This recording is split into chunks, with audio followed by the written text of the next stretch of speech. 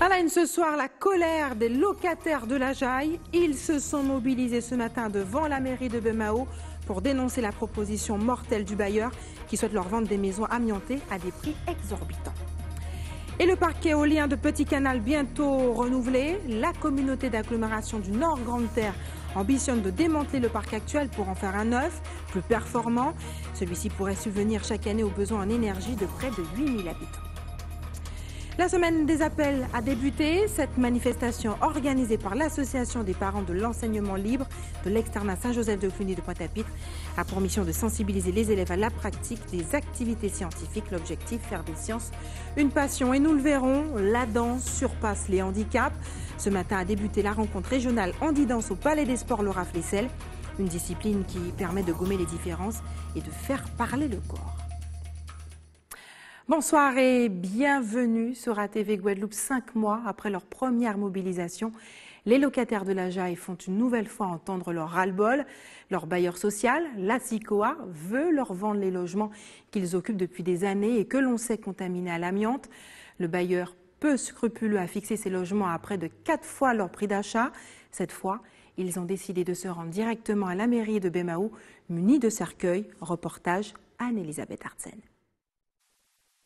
Un cercueil pour se faire entendre, c'est le coup de force du collectif des résidents de la Jaille qui a investi ce matin le hall de la mairie de Bemao. On s'est rendu compte que ces logements avaient de l'amiante.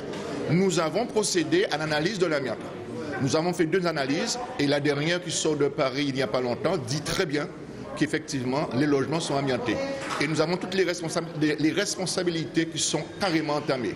Alors aujourd'hui, ce que nous demandons à la mairie qui est responsable de cette affaire aussi bien que la SICOA, de nous rencontrer très rapidement aujourd'hui pour pouvoir en discuter et trouver une solution par rapport d'abord à la santé publique, à la santé des résidents, et ensuite on verra pour les ventes. Nous ne savons pas le niveau de contamination de ces résidents. C'est la raison pour laquelle nous demandons urgemment aujourd'hui, ce n'est pas demain, mais aujourd'hui, une rencontre avec l'ensemble des personnes, à savoir la mairie, le SICOA et nous-mêmes pour trouver une solution parce que là aujourd'hui on ne peut plus attendre.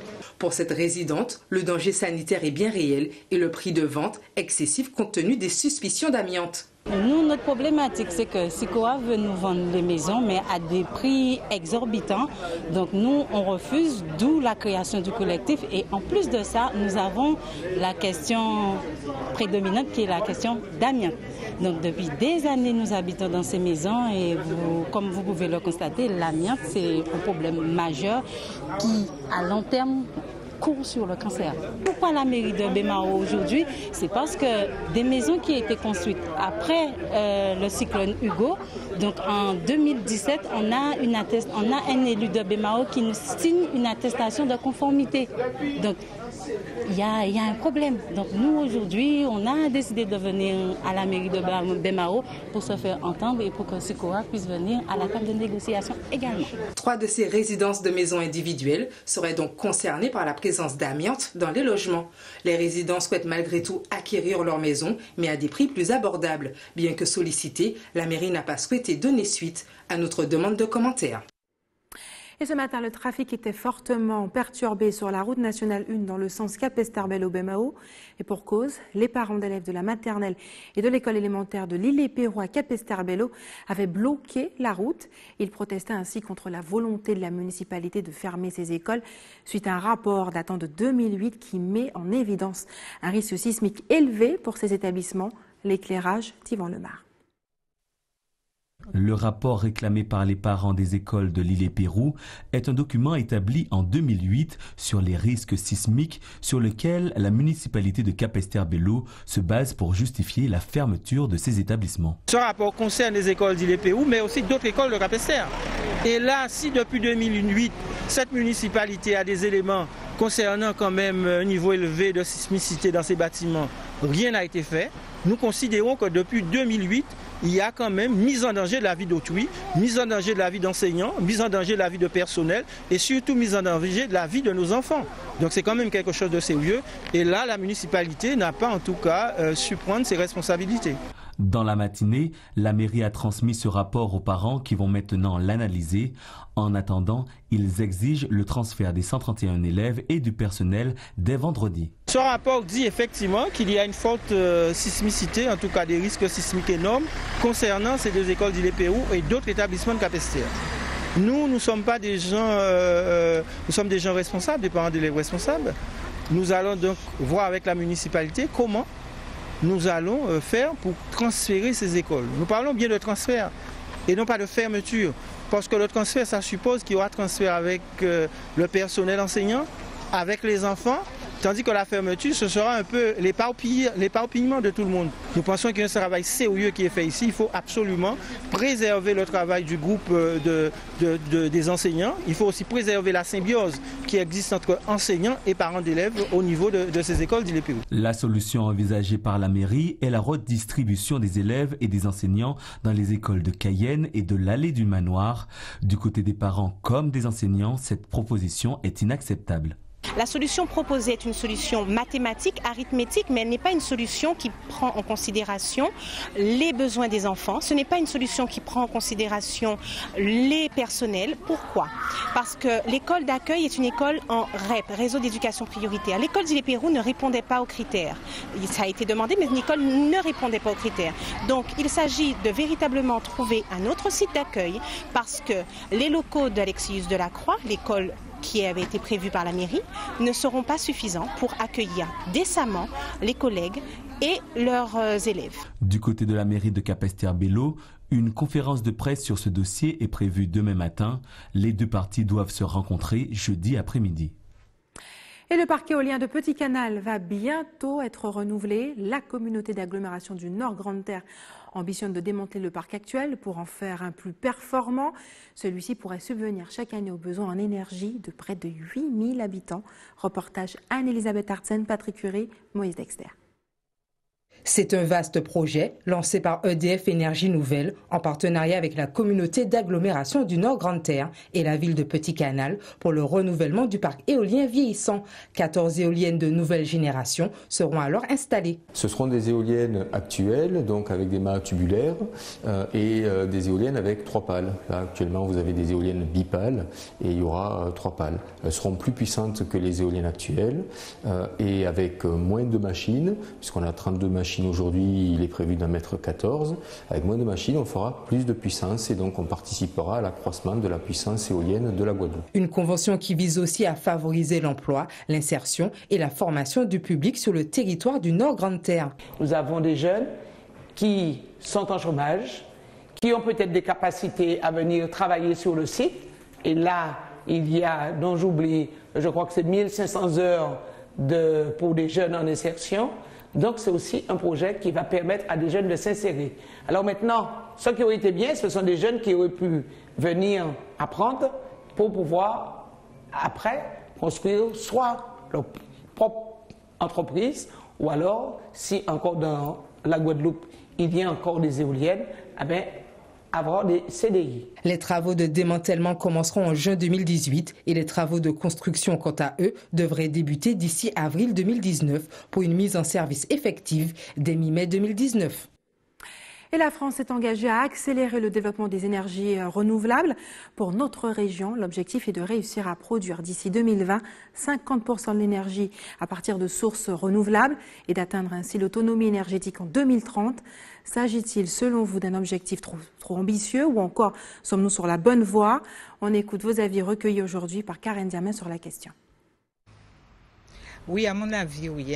Parce que lorsqu'on regarde quand même au niveau des panneaux solaires, déjà sur les maisons, on voit qu'il y a quand même pas mal de maisons qui s'équipent en panneaux solaires. On a aussi, si je ne me trompe, il y a des endroits où il y a aussi des éoliennes. Ouais, je ne me rappelle pas dans quelle commune, mais je sais qu'il y en a. Oui, moi je pense qu'il y a eu pas mal de progrès, puisque là je suis sur la zone de Jarry.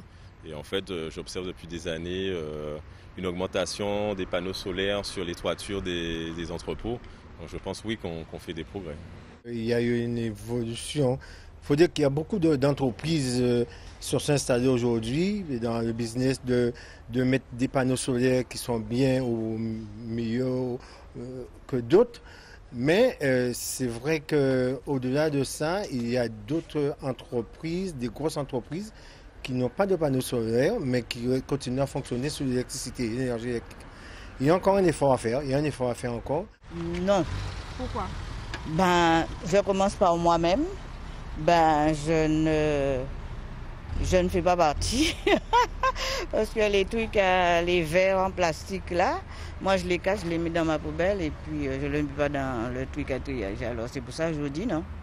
Mais l'éolienne, je pense que c'est l'avenir, mais on prétend que ça gâche la nature, mais comparativement à quand on va en métropole dans d'autres pays, on utilise l'éolienne. Je pense que la Guadeloupe devait faire un effort. Et pas très loin de chez nous, en Guyane, les énergies renouvelables ont fait un véritable bond. À Sinnamary, le barrage de Petit-Saut a une nouvelle fois battu les records de production. Il couvre pas moins de 67% des besoins du littoral. Comment y sont-ils parvenus? Reportage Pierre Tréfou. Il fournit plus des 2/3 de l'électricité consommée en Guyane et a une capacité de production de 500 gigawattheures par an. C'est le barrage de Petit-Saut. 60% de l'électricité du littoral est produite ici et 50% de son électricité est produite de manière renouvelable. En 2017, il établit un record de production de 545 gigawattheures. Il y a même eu 2 records battus en 2017. Le premier a été un record de production au barrage de Petit-Saut, obtenu en 2017. Alors certes, il y a eu beaucoup d'eau en 2017, mais pas seulement. Il y a eu surtout des hommes et des femmes qui se battent au quotidien, qui sont mobilisés, engagés H24 pour permettre d'avoir des turbines et turbiner l'eau H24. Installé entre les communes de Sinnamary et de Saint-Élie, le site de la centrale hydraulique est un milieu exceptionnel pour les employés. La centrale de Petit-Saut, elle est très isolée. Donc on est en plein cœur de la forêt amazonienne, ce qui en fait un lieu très particulier, peu accessible et assez mystérieux du coup parce que voilà, tout le monde ne peut pas emprunter la route de Petit-Saut, venir le visiter. Donc c'est un lieu assez, assez isolé, mais sinon un super lieu parce qu'on produit beaucoup d'électricité. On est une trentaine un peu sur site. Donc une petite équipe, ce qui permet de bien se connaître. Le barrage de Petit-Saut a produit ses premiers kilowattheures en 1994, grâce à une retenue d'eau colossale. Les 3,5 milliards de mètres cubes d'eau retenus par le barrage rendent le milieu très corrosif pour les installations, notamment pour les 4 turbines du barrage qui doivent être aujourd'hui rénovées. Cette rénovation a commencé par les services généraux il y a 1 an. Elle a continué avec l'arrêt du G4 que vous voyez au fond. Donc ce groupe est arrêté depuis décembre et ça a remis en service au mois courant avril-mai. Ensuite, en septembre, on arrêtera le G1 et l'année prochaine, on arrêtera le G2 et l'année d'après, on arrêtera le G3. Ce qui veut dire qu'on finira la rénovation en 2020. EDF souhaite étendre la distribution et la production d'énergie en Guyane. De nouvelles lignes de distribution sont prévues entre Maripasoula et Papa-Echton, ainsi que 3 nouveaux dispatchers pour fournir davantage de communes sur tout le territoire guyanais. EDF Archipel Guadeloupe vient d'embaucher une 50aine de jeunes salariés, de jeunes recrues qui étaient invités à assister à un séminaire d'accueil dans un hôtel du Gosier afin de s'imprégner de la culture d'entreprise d'EDF Archipel. Patrick Curie, Moïse Dexter et Yvan Lemar étaient parmi eux. Ce séminaire s'inscrit dans le processus d'intégration initié par EDF Archipel Guadeloupe, un événement particulier cette année pour permettre aux 50 jeunes embauchés de mieux découvrir leur entreprise. L'objectif pour nous est de faire comprendre nos grands enjeux à tous nos nouveaux embauchés, les grands enjeux de l'entreprise d'EDF Archipel Guadeloupe, de comprendre les futurs métiers que nous allons avoir et de créer du lien entre eux pour qu'ils puissent aussi s'entraider au travail. Dans tous les métiers, nous avons des jeunes embauchés, donc tous les métiers sont représentés aujourd'hui. Et tous les chefs de service se déplacent aujourd'hui pour présenter leurs services et leurs métiers, pour que les jeunes puissent aussi imaginer dans quelques années leur futur métier. Pour Christelle, il est important de comprendre, connaître l'esprit de l'entreprise afin d'avancer en synergie avec ses collègues, mais aussi pour mieux servir les abonnés. Nous sommes dans une entreprise semi-publique. C'est important de pouvoir comprendre au-delà de notre métier, c'est important de comprendre ce qui se passe dans notre entreprise parce qu'en fait, nous ne sommes pas que EDF à l'intérieur, mais nous sommes aussi EDF à l'extérieur. Donc du coup, pour pouvoir être une image, un modèle à l'extérieur pour les Guadeloupéens, on doit pouvoir comprendre ce qui se passe dans notre entreprise. Après ces 3 jours de séminaire, les 50 jeunes retrouveront leurs services respectifs. Et nous vous l'avions annoncé la semaine dernière, aujourd'hui a débuté la 2e édition de la semaine régionale de la formation professionnelle et de l'insertion. Un événement organisé par la région Guadeloupe jusqu'au 23 mars à l'hôtel de région. Le reportage est signé Yvan Lemar. L'objectif de cette 2e édition de la semaine régionale de la formation professionnelle et de l'insertion est de faire connaître et faciliter l'accès aux dispositifs et aux formations existants. Nous avons pris un engagement sur l'année 2018, faire en sorte de démocratiser, de faire connaître la formation professionnelle qui est l'une des compétences majeures de la région Guadeloupe. Nous avons commencé avec la signature du SPRO, nous avons poursuivi avec la nuit d'orientation, avec le salon régional de l'étudiant. Et puis 2 mois après, nous arrivons avec cette semaine régionale de la formation professionnelle. Pour cette semaine, 5 grands thèmes ont été choisis. Chaque jour, une thématique sera mise en avant sur l'ensemble du territoire. Nous avons organisé cette journée avec 30 partenaires, avec 5 thématiques, 17 lieux. Nous allons vraiment parcourir le territoire guadeloupéen. Vous allez pouvoir trouver des informations sur les métiers autour de la silver economy, des formations autour de l'économie bleue, de l'économie verte. Mais les personnes qui sont dans une situation particulière ou qui ont un entourage qui se trouve dans une situation particulière, en illettrisme, en situation d'illettrisme, personne qui est placée sous main de justice, c'est pas forcément la personne qui est en milieu carcéral, c'est pas forcément celui qui est détenu, c'est aussi la personne qui a un bracelet, c'est aussi la personne qui a un contrôle judiciaire, qui a besoin de se réinsérer. Ce jeune-là peut venir connaître, venir se former sur les différents stands pour savoir qu'il existe des aides et des dispositifs pour pouvoir faciliter leur insertion ou réinsertion. Après cette semaine, un bilan sera établi, un suivi sera mis en place afin de réadapter, si besoin, l'offre de formation régionale pour mieux répondre aux réalités de la Guadeloupe.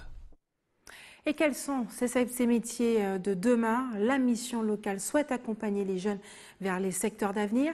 Dans le cadre de la Semaine nationale des missions locales organisée depuis ce matin, Catherine Chomreau-Lamotte, bonsoir. Bonsoir. Merci d'avoir accepté notre invitation ce soir. Vous êtes la nouvelle directrice de la mission locale de la Guadeloupe. Vous avez pris vos fonctions au mois de décembre dernier. Cette semaine a déjà débuté, je l'ai dit. Quels sont les grands rendez-vous prévus?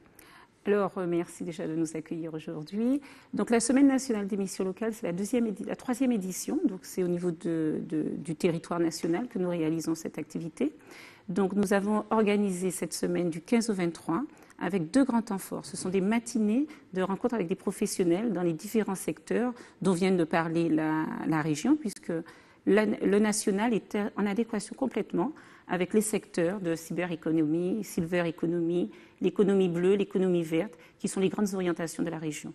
Donc mercredi 21 mars, nous allons organiser donc ces matinées avec des chefs d'entreprise qui vont faire un speed dating, qui vont parler aux jeunes de manière concrète de ces nouveaux métiers. Il faut savoir que 65% des métiers de 2022 sont à créer. Ils n'existent pas pour l'instant. Donc c'est dire combien les jeunes ont vraiment un avenir et doivent réfléchir pour se préparer pour ces nouveaux métiers.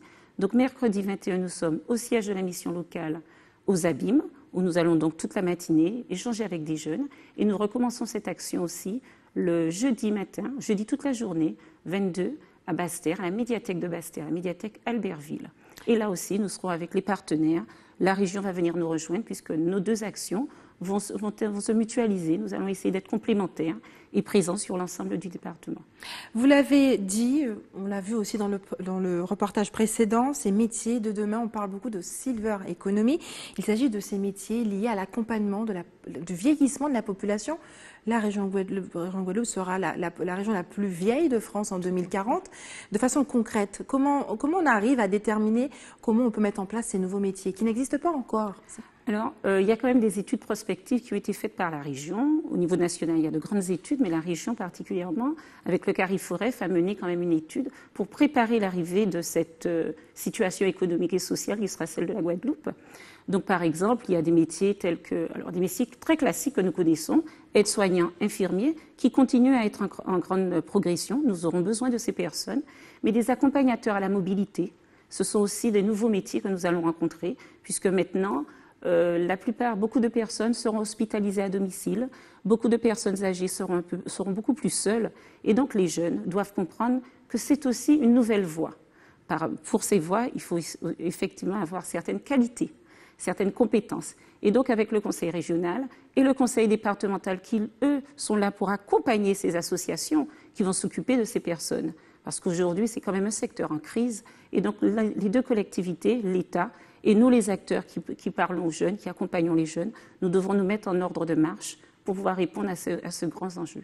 Catherine Chomreau-Lamotte, il s'agit de métiers qui seront bientôt créés, peut-être dans 5 voire 10 ans. En attendant, que deviennent ces jeunes? Alors pour l'instant, les jeunes sont en mouvement. 5-10 ans, oui, ça paraît loin, mais en même temps, il faut mettre en place des formations qualifiantes, des formations certifiantes.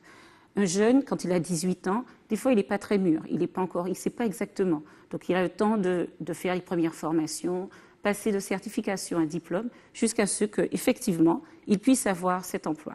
Entre-temps, nous avons, avec le conseil départemental et la DDJS, développé ce que nous appelons le service civique, qui est un engagement citoyen. Et cela permet aux jeunes d'avoir des périodes de bénévolat pour découvrir aussi ces métiers. Donc nous lançons pendant cette semaine le rallye des services civiques avec le conseil départemental, avec la DDJS, et nous appelons ces jeunes à venir découvrir ces métiers, mais de manière bénévole. Ils ont bien sûr une allocation, mais ça leur permet vraiment de savoir s'ils veulent travailler dans ces métiers. Donc ce sont des ambassadeurs, par exemple, de liens intergénérationnels. Ce sont des ambassadeurs de lutte contre l'illettrisme, puisqu'on parlait de lutte contre l'illettrisme tout à l'heure. Donc voilà, dans différents secteurs où ils vont, pendant 6 à 8 mois, accompagner des personnes âgées, accompagner des jeunes aussi, travailler dans des associations, mais donner du temps, du bénévolat, pour se préparer à un futur emploi dans ces secteurs. Ces contrats civiques sont très utilisés par les collectivités locales. On a le sentiment, comme ça, en vous écoutant, que finalement, il y a peu d'offres de formation pour ces jeunes. Alors, nous dirons que actuellement, effectivement, la région met en place le programme de formation pour la Guadeloupe. Il faut savoir que le président Macron a lancé ce qu'on appelle le plan d'investissement des compétences, qui permettra, en tout cas pour la région Guadeloupe, de bénéficier de financements importants, d'actions de formation, qui va permettre à cette région de proposer une offre de formation très complète, certifiante, des formations de qualité basées sur les compétences des jeunes. Aujourd'hui, vous utilisez à peu près 2,5 millions d'euros d'aide versée à ces jeunes. Est-ce suffisant? Alors, actuellement, en tout cas, le bilan 2017, nous avons versé 2 millions d'aides financières individuelles aux jeunes, sous forme d'allocation garantie jeunes, de fonds d'aide aux jeunes qui est financé par le conseil départemental. Est-ce suffisant? Oui, dans un premier temps, les jeunes, effectivement, ont de vrais besoins, soit pour le transport, soit pour la nourriture quand ils vont en formation. Nous pouvons dire quand même que les collectivités, le département, le conseil régional, l'État, apportent le maximum d'aide. Maintenant, il faut que les jeunes s'investissent. Ils doivent aussi prendre leur avenir en main. On peut être à leur côté, mais si eux-mêmes et si leurs parents ne sont pas à leur côté, on ne pourra pas, imaginer ce qui n'est pas possible si le jeune lui-même n'est pas volontaire. Donc, je peux dire qu'aujourd'hui, l'État, le conseil départemental, le conseil régional font en sorte d'aider la mission locale pour accompagner ces jeunes et nous comptons encore sur eux pour les années à venir. Catherine Chomreau-Lamotte, merci d'avoir accepté de répondre à nos questions ce soir. Cette semaine, l'Association des parents de l'enseignement libre de l'externat Saint-Joseph de Cluny de Pointe-à-Pitre est aussi mobilisée. Elle organise la semaine de l'appel pour transmettre aux élèves la passion des sciences. On regarde le reportage de Karine Diama. Sa bouche, elle se trouve en dessous, sur le ventre. Donc en fait, les étoiles de mer, les oursins, les concombres de mer, ils ont des bouches sur le ventre. Et en fait, on appelle ces animaux-là des détritivores. Ils vont faire comme votre ver de terre à la maison. Ils vont détruire tout ce qui se trouve sur le sol. Dans cet atelier, cette classe de CP apprend le fonctionnement de la chaîne alimentaire et plus largement l'importance de préserver la biodiversité. La prof nous a dit que la pollution, y a des gens qui jettent des papiers, des sachets, du plastique dans la mer et après les animaux ils mangent ça, après ils peuvent avaler. Est-ce que c'est important de protéger l'environnement? Oui. Pourquoi? Parce que sinon ils avalent ça et peuvent être en très très mauvaise santé. Dans cet autre atelier, Ce sont les nouvelles technologies qui sont mises en avant. Aujourd'hui, on est venu pour leur présenter le métier d'opérateur drone. Je pense que c'est un métier d'avenir et puis les petits sont très intéressés.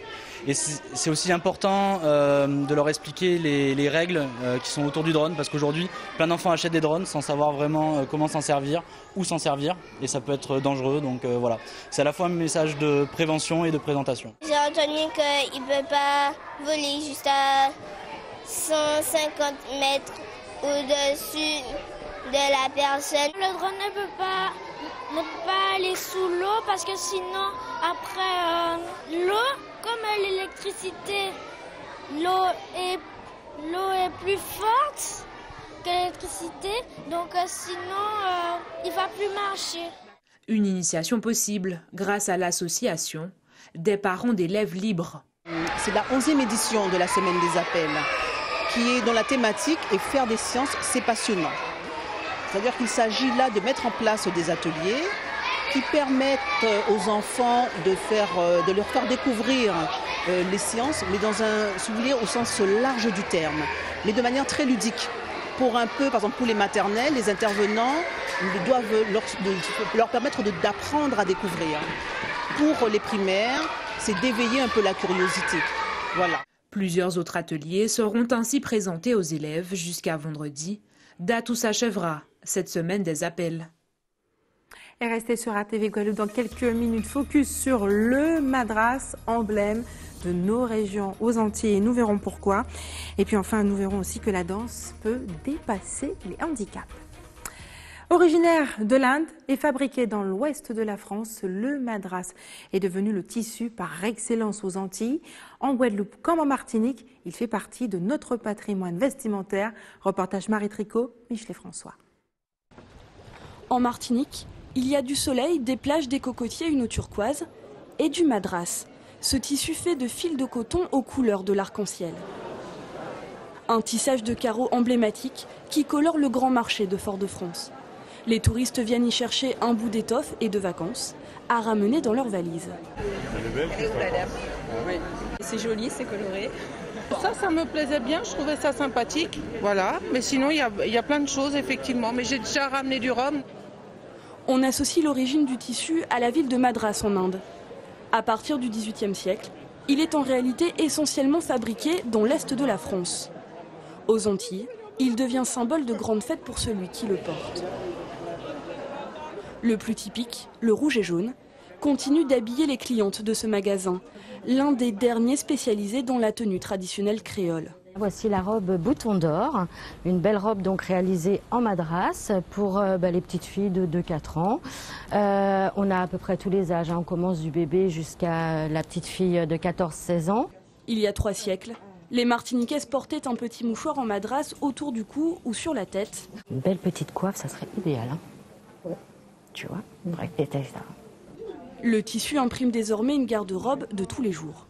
J'ai du bleu, j'ai du rouge, j'ai du jaune. Les jupons, n'en parlons même pas. Ces visages juvéniles sont des gardiens de la tradition.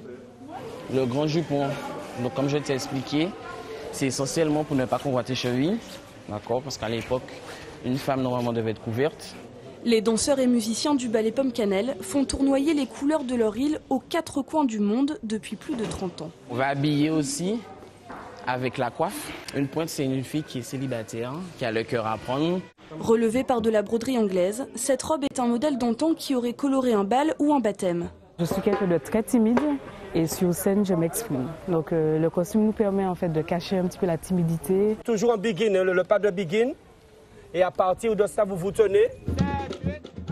Sous la patine du temps, le Madras brille encore au rythme de la biguine.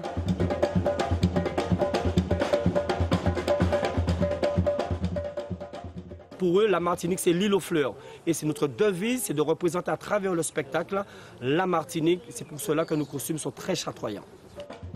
Le tissu a pourtant failli disparaître lorsque les grandes robes de cérémonie ont lassé les nouvelles générations. C'était sans compter sur la volonté farouche de ces ambassadeurs de la culture créole d'associer la Martinique à des couleurs qui réchauffent autant que son soleil. Et c'est une pratique qui trouve peu à peu sa place en Guadeloupe, le handi-dance. Ce matin a débuté la rencontre régionale handi-dance au Palais des Sports, Laura Flessel de Petit-Bourg. Reportage Anne-Elisabeth Artsen. Danser sans complexe et même en situation de handicap, c'est le défi de cette édition régionale de l'handi-dance. Nous avons tous une activité que nous pratiquons, donc ce serait injuste de ne penser qu'à nous. Donc oui, ces personnes ont le droit à une activité de danse. L'idée de l'handi-dance vient de la Fédération française handi-dance, la fondatrice étant Madame Cécile Avio. Aujourd'hui, nous proposons un stage cet après-midi, un stage handi-dance pour toutes les personnes en situation de handicap. Nous avons un public large, des sourds, des aveugles, des déficiences intellectuelles, mais nous avons des personnes qui sont à mobilité réduite parmi nous aussi. Ce matin, nous avons eu un colloque par rapport autour du thème de la danse et de l'handicap, donc l'approche de la danse avec la personne en situation de handicap et carrément l'autonomie de la personne handicap dans l'art de vivre et l'art de danser. Pour Jocelyne, venue spécialement de Trois-Rivières, ce stage lui permet de renouer avec sa passion, la danse. Je ne suis pas née comme ça. Donc, avant, je dansais. Donc, dans ma tête, j'ai toujours dansé. Mais quand j'ai su que cette discipline existait, j'ai voulu la faire. Et c'est pour ça que je l'exprime comme ça et tout. Donc, il n'y a pas de problème. Ce que je ressens, je l'exprime par mon corps, par mes mains. Parce que ça me permet, comme tout un chacun, quoi, de faire une activité qui me plaît bien, qui m'amène quelque chose. Et comme on sait que l'Antillais, il aime la musique.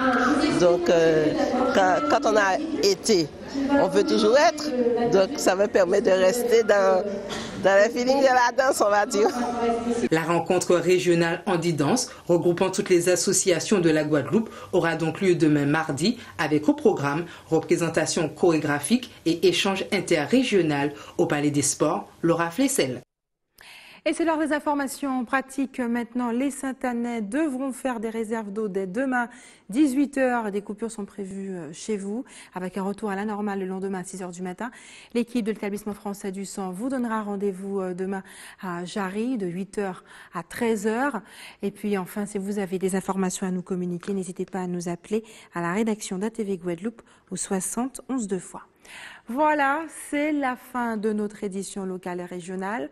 Avant de se quitter, je vous rappelle les principaux titres de ce lundi 19 mars. Nous l'avons vu ce soir, la colère des habitants, des locataires de la Jaille. Ils se sont mobilisés ce matin devant la mairie de Bemao pour dénoncer la proposition mortelle du bailleur Sikoa qui souhaite leur vendre des maisons amiantées à des prix exorbitants. Et le parc éolien de Petit Canal sera bientôt renouvelé. La communauté d'agglomération du Nord Grande Terre ambitionne en tout cas de démanteler le parc actuel pour en faire un plus performant qui pourrait subvenir chaque année aux besoins en énergie de près de 8000 habitants.